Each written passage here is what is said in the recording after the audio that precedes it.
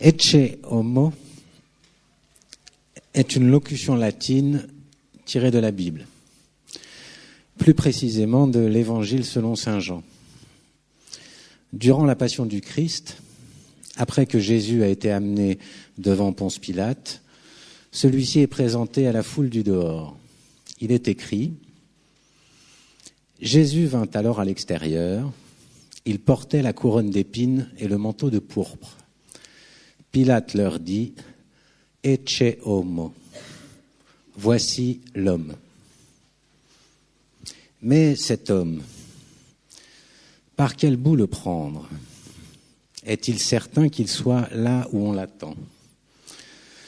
En préparant ce colloque et en rédigeant une première version de l'argumentaire, je suis tombé dans le panneau, m'en mêlant les pinceaux du côté organique de l'affaire, à savoir la sexualité masculine concerne les hommes.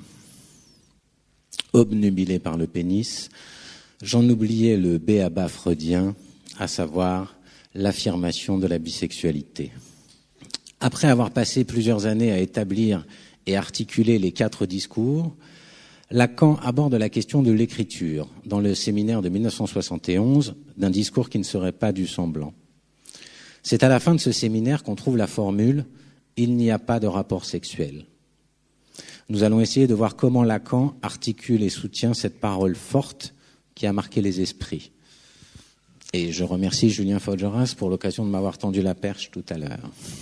La question qui se pose pour Lacan, et qu'il déploie tout au long de ce séminaire et des suivants, est de savoir si ce rapport entre l'homme et la femme, dans sa dimension sexuelle, il peut s'écrire. Est-ce qu'on peut écrire ce rapport-là ?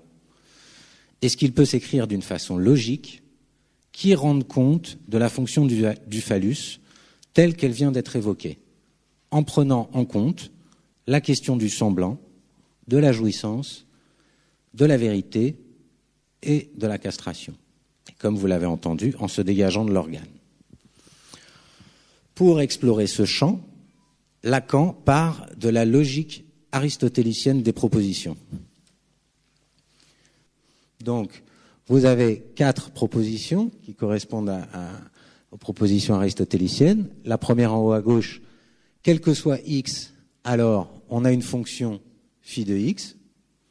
En face, on a quel que soit x, alors la barre au-dessus indique la négation.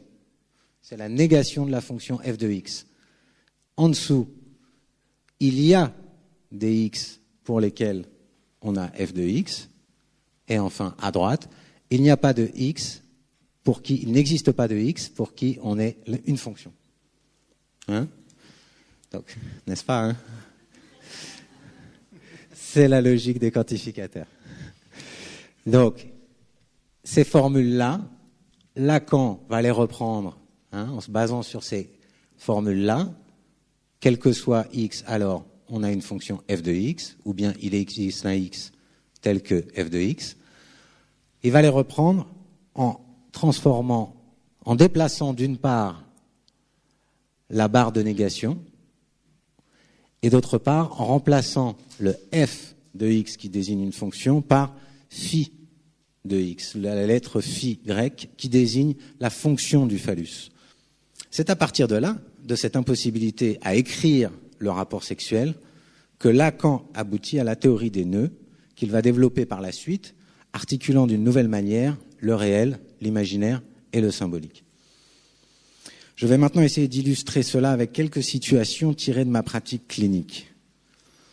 Pour aujourd'hui, il ne s'agira que d'hommes et de leurs diverses manières ou difficultés à faire avec leur sexualité, en essayant d'entendre ce qui se dit au-delà du symptôme qui les a poussés à entamer une psychothérapie et à entrer ou non en psychanalyse. Je vous remercie.